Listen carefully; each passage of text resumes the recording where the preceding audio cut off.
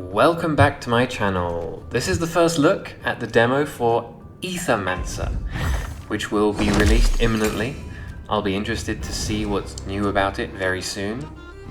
It's a roguelike game where the main focus is on the combat, and the combat is turn-based. This means it is of supreme importance that the mechanics are interesting, and to walk that line between having enough depth to make you feel like you truly have to develop strategies, but not too complex that you feel you may as well give up thinking and just select the same or the strongest attack every time. Luckily, it does do combat rather well. Let's have a look at some of the key mechanics.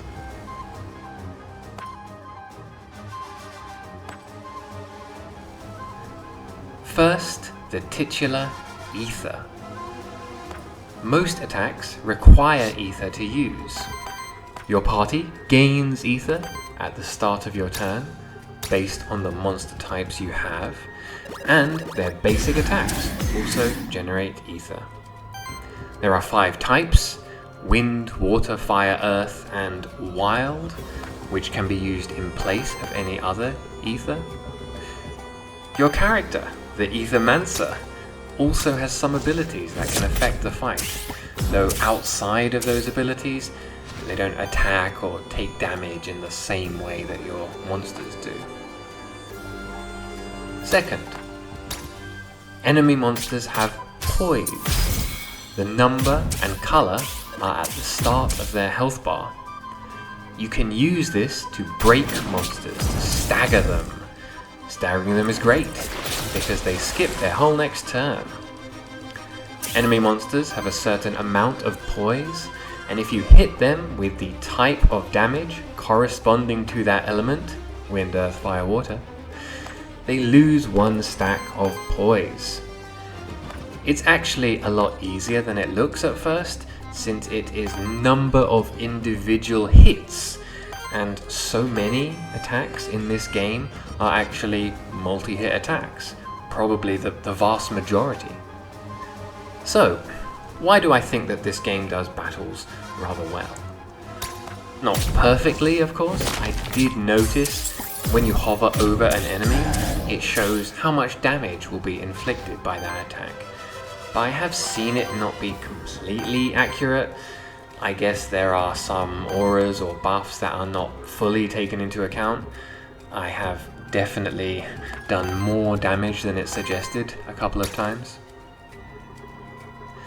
Still, you can pick up traits for your monsters. You pick 1 of 3 when they level up.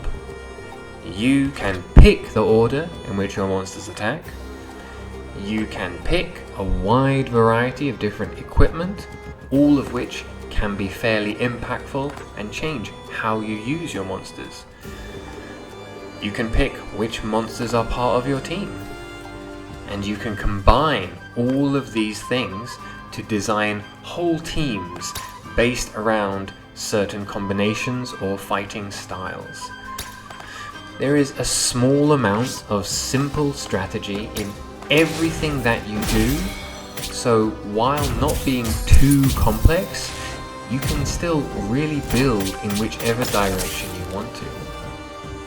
I also have to mention that at any time, you can look at your monsters and all of their abilities and traits, and you can hover over most things to show an explanation of what they do. Great!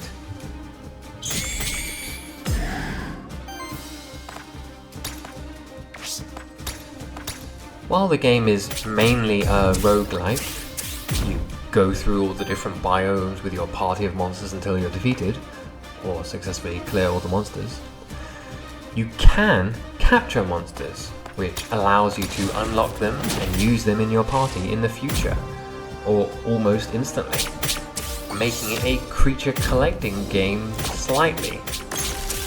I actually started this run with the Grimoire, simply because I think it looks cool. It's the only monster that generates wild ether, which does make it unique, though not necessarily good. The game also has champion monsters, as you can see. They take 2 actions at a time, which means they can potentially stack a lot of damage on just one target. You probably have to make sure that all of your monsters are fairly healthy every turn, or you'll be riding your luck quite often. Breaking their poise also doesn't skip their next turn, just one of their 2 actions. You can learn from my mistakes, as every time I have reached this point, I have lost a monster and still won the fight without too much trouble, so go figure.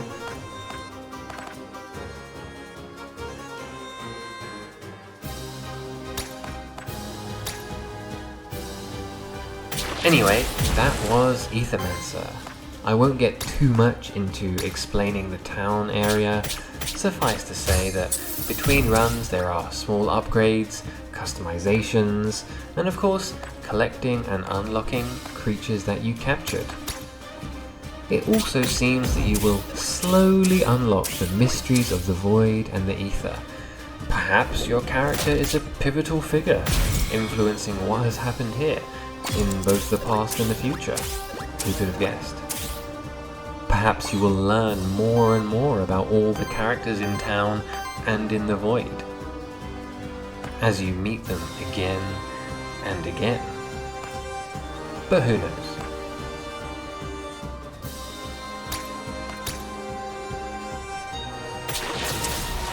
If you enjoyed listening to me talk about this game, you can leave a comment below to tell me where I explained something incorrectly. And if you feel like it, you can like and subscribe. I will see you later.